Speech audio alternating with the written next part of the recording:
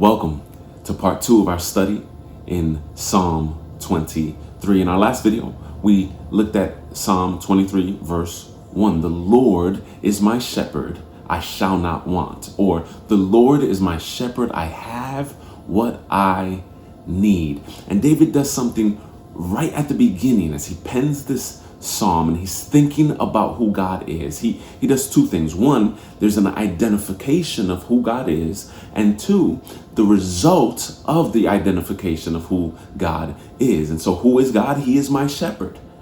And what does that do for me? What's the result of that? Well, I have what I need. I shall not live in want. I shall not be in want, because the good shepherd takes care of his flock. He takes care of his sheep. So David has already laid this out before us. And now we get to verse 2. And it says, he makes me lie down in green pastures. He leads me beside the still waters, or some versions might say, he leads me beside the quiet waters. And so what David is starting to put before here is an imagery and a picture of rest.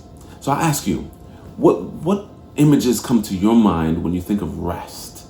Right? Maybe the only rest you get is the time you go to sleep at night to the time you wake up in the morning. Maybe for some of you, you have that comfortable spot on the couch on a Sunday afternoon that you can just take a nap. And it's glorious. Maybe for some of you, you find rest in recreation.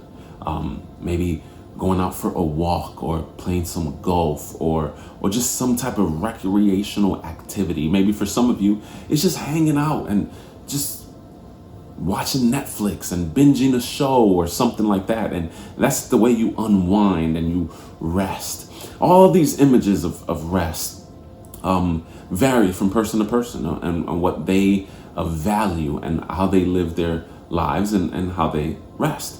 But the reality is, and this is what David is trying to show us and put before us, is that none of it really is true rest. So the image throughout the psalm is that of a shepherd and his flock, a shepherd and his sheep. And so if you go to where the time of David, and you're looking at a shepherd and his flock, you'll know that there was only a couple of rainy seasons a year. And so even the pastures that were to be green, there was a lot of times throughout the year that the pastures were actually not green. They were actually a bit dry. They were actually a bit barren.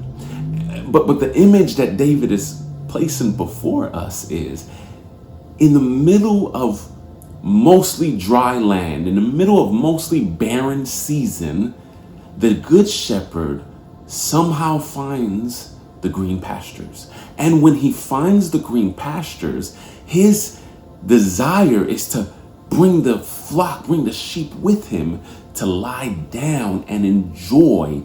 The image is there is that in the dryness and in the weariness and in the drought, there's an oasis of life and abundance. But it's only the shepherd that can do it. It's only the shepherd that can find it. And so we have this in 2020 right now.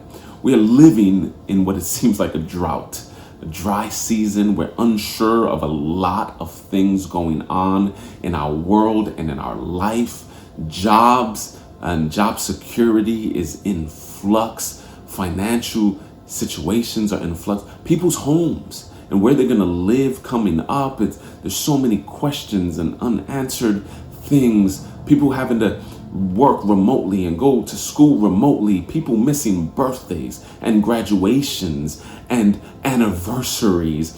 And there's so much uncertainty. So much of that brings anxiety. It brings fear. It brings weariness. It brings a weight to our life. So it is of utmost importance that we understand that we have the good shepherd. We have the shepherd.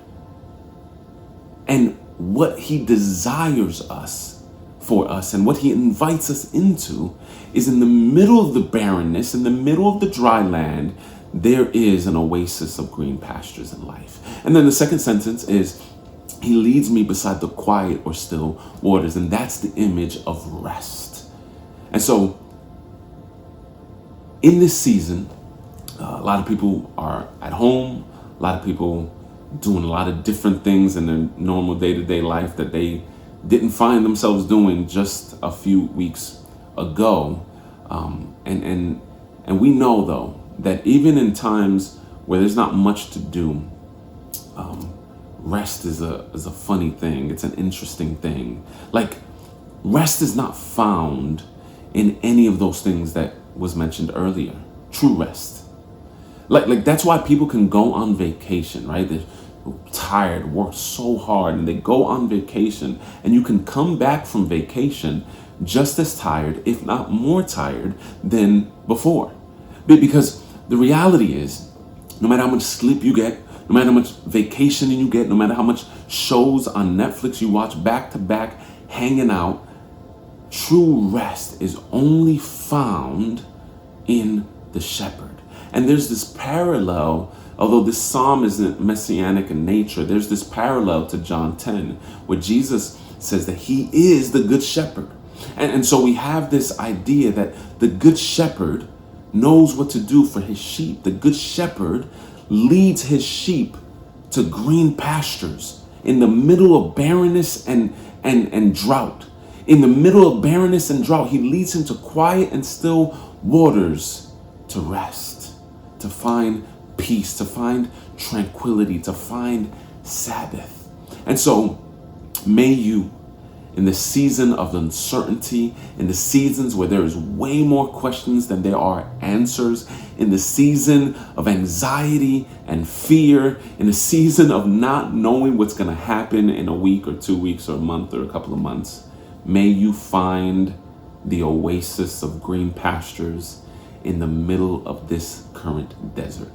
May you find rest, peace, and tranquility that only comes from the good shepherd that is Jesus Christ. May you find what David lays before us. May God make you lie down in green pastures and lead you beside the quiet and still waters in this season. God bless you.